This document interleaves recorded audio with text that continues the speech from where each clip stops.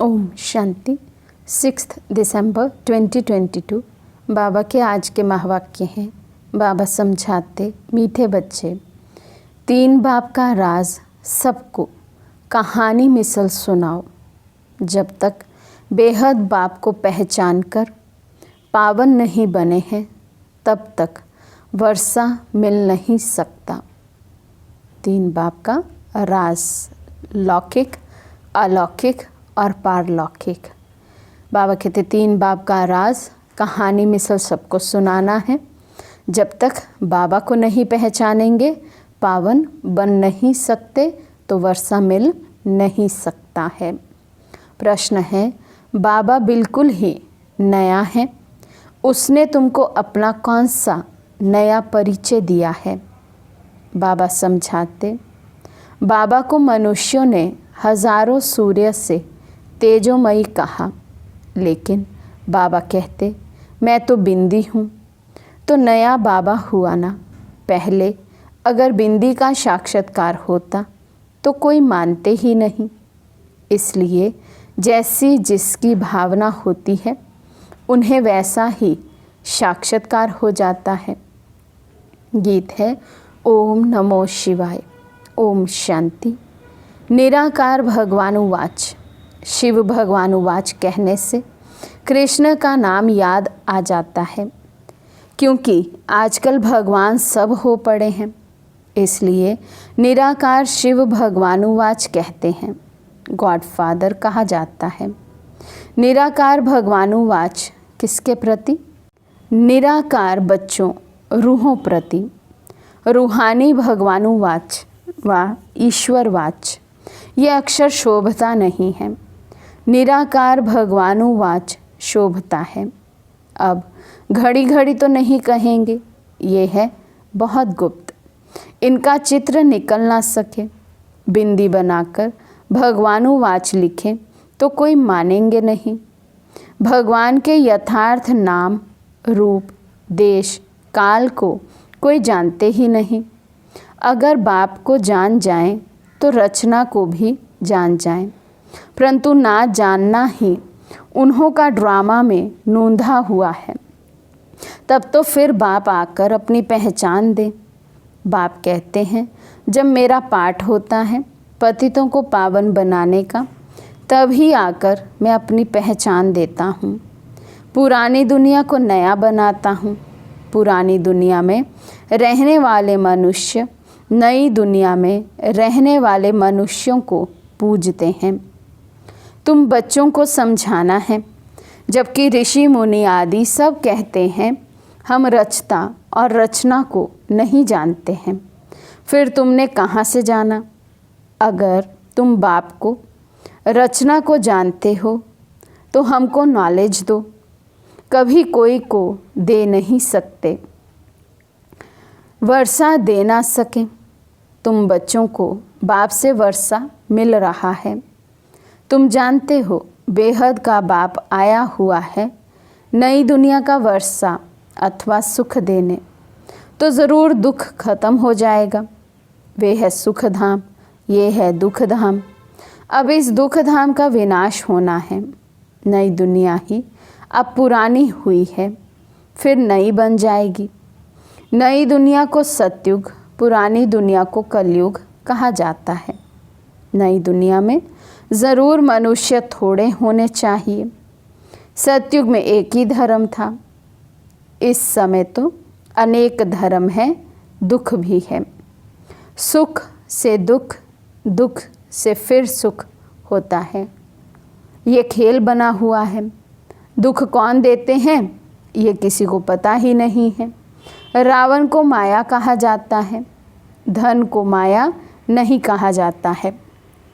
विकारी मनुष्य जानते हैं कि देवताएं निर्विकारी हैं, परंतु उन्हों को विकारों का नशा चढ़ा हुआ है।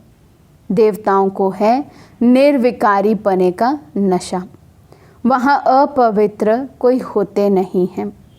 संगम पर ही तुम बच्चों को पवित्रता का राज समझाया जाता है। तुमको फिर औरों को समझाना है। बाप तो सारी दुनिया को बैठ समझाएगा नहीं, बच्चों को ही समझाना है, परंतु समझाने की बड़ी युक्ति चाहिए। तो बाबा कहते बच्चों का ही काम है सर्विस करना, सेवा करना।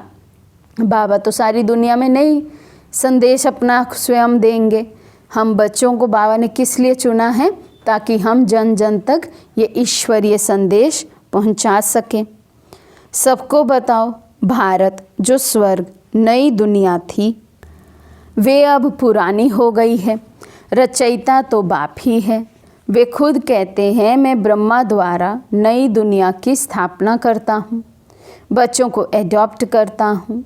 ब्रह्मा का नाम ही प्रजापिता है, तो ज़रूर इतने बच्चों को एडॉप्ट ही करेंगे जैसे सन्यासी फॉलोअर्स को एडॉप्ट करते हैं, पुरुष स्त्री को एडॉप्ट करते हैं कि तुम मेरी हो।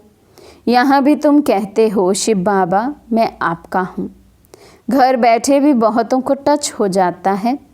फिर क्या कहते हैं कि भल बाबा हमने आपको देखा नहीं है क्योंकि बंधन में हूँ, आ नहीं सकती, परंतु मैं हूँ आपकी। पवित्र तो ज़रूर बनना पड़े, पतित मुक्ति जीवन मुक्ति में जा नहीं सकते।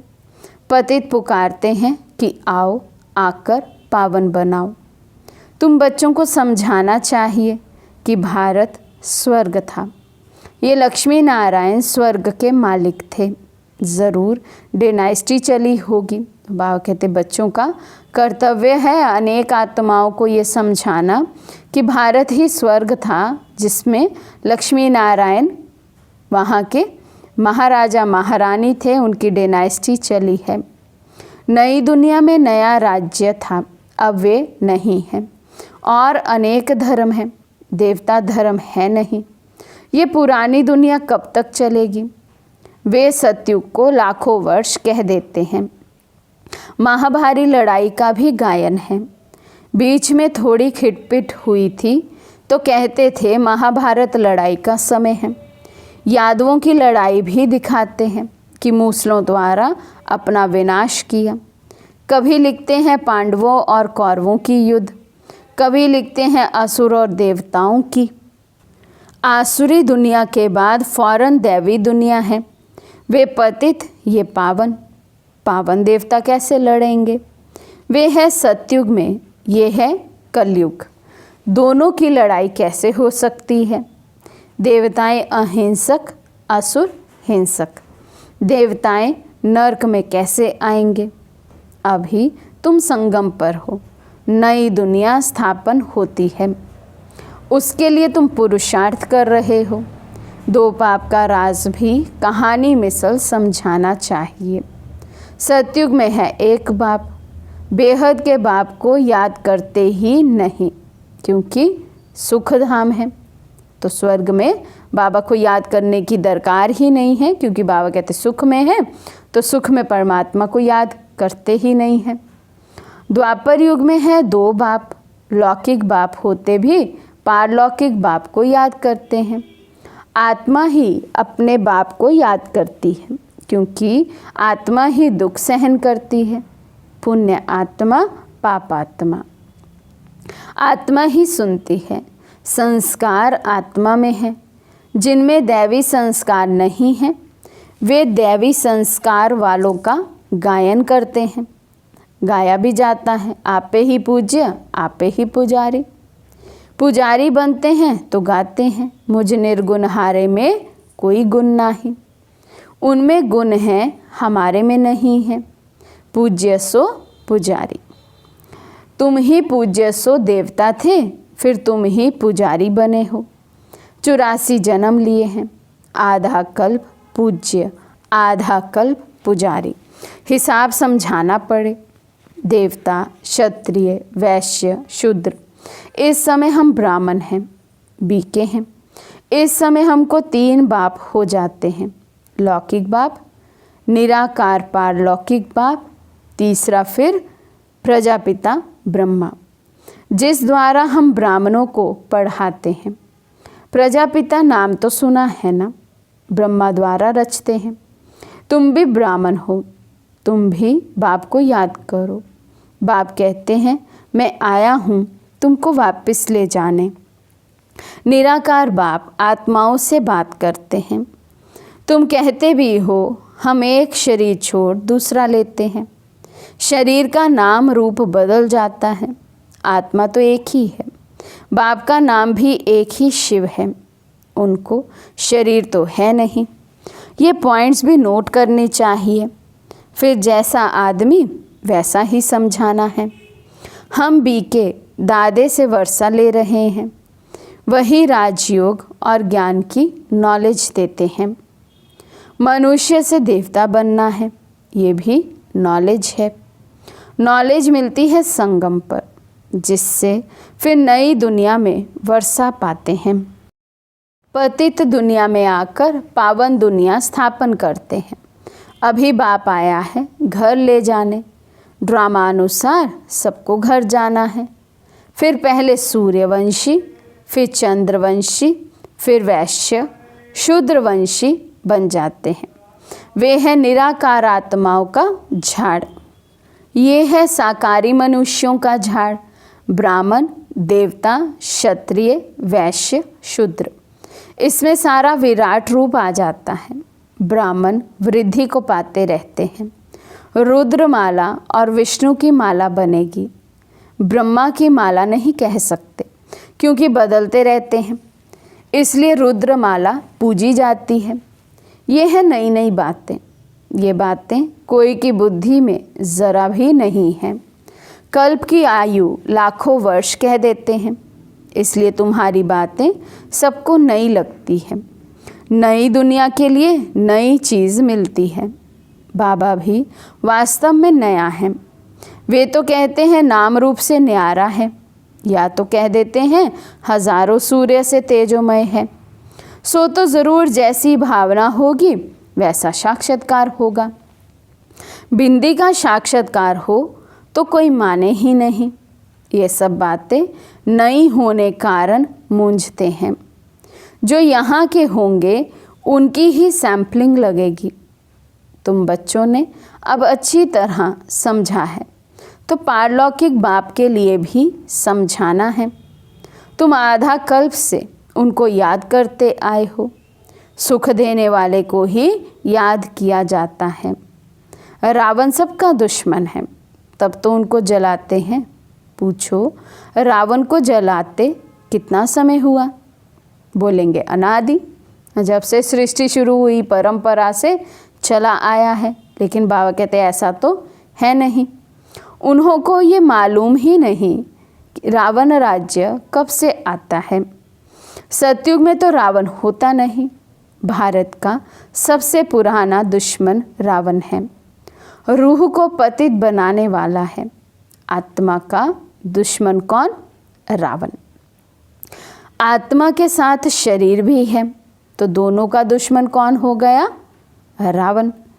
बाबा पूछते रावण में आत्मा है? रावण क्या चीज़ है? बस विकार है। ऐसे नहीं कि रावण में भी आत्मा है। रावण 5 विकारों को कहा जाता है। आत्मा में ही 5 विकार हैं, जिसका पुतला बनाते हैं। तुम जानते हो अभी है दुख, फिर सुख में जाना है, तो ज़रूर बाप आकर ले जाएंगे। वही पतित पावन है। जैसे दूसरी आत्मा आती है, वैसे ये भी आते हैं। श्राद्ध खिलाते हैं तो आत्मा को बुलाते हैं। ब्राह्मण को ही अपने बाप की आत्मा समझ सब कुछ करते हैं। समझते हैं वो आत्मा आती है, आत्मा बोलती है। हाँ, इनका आना न्यारा है। ये है भगवान का रथ। भागीरथ कहते हैं पानी की बात नहीं, ये है सारी ज्ञान की बात। बाप समझाते हैं मैं साधारण तन में प्रवेश करता हूँ। इनका नाम ब्रह्मा रखा है। इनको एडॉप्ट नहीं करता हूँ, इनमें प्रवेश करता हूँ, फिर तुमको एडॉप्ट करता हूँ। तुम कहते हो शिव बाबा मैं आपका हूँ। तुम्हारा बुद्धि योग ऊपर चला जाता है, क्योंकि बाबा खुद कहते हैं मुझे याद करो तो तुम्हारे विक्रम विनाश होंगे। इस यात्रा पर रहो। समझो ये बाबा कहाँ जाता है, तो याद शिव बाबा को करना है। शिव बाबा इस रथ में दिल्ली गया, कानपुर गया, बुद्धि में शिव बाबा की याद रहे। नीचे नहीं रहना है, बुद्धि ऊपर रहे। नीचे अर्थात देह और देहधारियों में बुद्धि नहीं लगानी है। बाबा कहते बुद्धि ऊपर ही रहे, निराकार शिव बाबा में लगी रहे। आत्मा परमात्मा बाप को याद करे। बाप कहते हैं मेरा रहने का स्थान तो वहाँ ऊपर है, हमारे पिछाड़ी यहाँ नहीं भटकना है। तुम मुझे भी वहाँ याद करो। तुम आत्माएं भी बाप के साथ रहने वाली हो। तो ब्रह्मा बाबा कैसे पुरुषार्थ बच्चों को कराते हैं कि बच्चों की बुद्धि ब्रह्मा बाबा में भी नहीं अटके। तो बाबा बच्चों को सावधानी देते कि शिव बाबा को परम धाम में याद करना है। ऐसे नहीं बाबा का स्थान अलग, तुम्हारा अलग है, नहीं, ये बातें बुद्धि में बिठानी है। एक एक को अलग, जैसे तुम कराची में समझाते थे वैसे अच्छा रहता है। इकट्ठे एक दो के वाइब्रेशन ठहरने नहीं देते। तो किसी को भी समझाओ, बाबा कहते ग्रुप में समझाते हैं तो वहाँ पर भी एक दो के वाइब्रेशन प्रभाव डालते हैं, तो ठहरने नहीं देते हैं। और अकेले अकेले में समझाएंगे तो बाबा कहते ज़्यादा प्रभाव पड़ता है। भक्ति भी एकांत में करते हैं, ये पढ़ाई भी एकांत में करनी है। पहले बाप का परिचय देना है। बाप पतित पावन है, उन द्वारा हम पावन बन रहे हैं। बाप कहते हैं बच्चे ये अंतिम जन्म पावन बनेंगे तो विश्व के मालिक बनेंगे। कितनी बड़ी कमाई है। बाप कहते हैं धंधा आदि भल करो, सिर्फ मुझे याद करो। पावन बनो तो योग बल से तुम्हारी खाद निकल जाएगी, तुम सतो प्रधान बन जाएंगे, एक रस कर्मातीत अवस्था बन जाएगी। बुद्धि में ज्ञान का सिमरन करते रहो। मित्र संबंधियों को भी ये समझाते रहो। कल्प पहले भी तुमको ऐसे समझाया था, कोई नई बात नहीं है। कल्प कल्प बाबा आकर हमको समझाते हैं, हम फिर दुनिया वालों को समझाते हैं। भारत बरोबर स्वर्ग था, फिर बनेगा। ये चक्र फिरता रहता है। सतयुग को लाखों वर्ष कैसे हो सकते हैं? इतनी आदमशुमारी कहाँ है? फिर तो अनगिनत हो जाएं। 4 युग हैं, हर एक युग की आयु 1250 वर्ष है। जैसे तुमने समझा है वैसे समझाते रहेंगे। झाड़ की वृद्धि होती रहेगी। कभी ग्रहचारी बैठती है फिर उतरती जाती है। बाप कहते हैं समझाना बहुत सहज है। अल्फ बे मूल बात है याद की यात्रा, मेहनत भी है। कल्प के बाद ये याद का धंधा मिलता है, परंतु है गुप्त। ये मुश्किल सब्जेक्ट है। अल्फ को याद करना, अल्फ को ही भूले हुए हो। भगवान को कोई जानते नहीं, गाया भी जाता है। सतगुरु बिगर घोर अंधियारा, सोजरे में एक ही सतगुरु ले जाते हैं। अच्छा, मीठे मीठे सिक्के लदे बच्चों प्रति माता पिता बाप दादा का याद प्यार और गुड मॉर्निंग। रूहानी बाप की रूहानी बच्चों को नमस्ते। हम रूहानी बच्चों की रूहानी बाप दादा को दिल व जान सिकवा प्रेम से नमस्ते नमस्ते नमस्ते जी। धारणा के लिए मुख्य सार। फर्स्ट पॉइंट, योग बल से आत्मा को सतो प्रधान बनाकर एक रस कर्मातीत अवस्था तक पहुंचना है। याद की गुप्त मेहनत करनी है, एकांत में पढ़ाई करनी है। सेकंड पॉइंट, बाप से मुक्ति जीवन मुक्ति का वर्षा लेने के लिए इस अंतिम जन्म में पवित्र ज़रूर बनना है। आज का वरदान है, एक पॉइंट शब्द की स्मृति से मन बुद्धि को नेगेटिव के प्रभाव से बचाने वाले। नंबर 1 विजयी भव।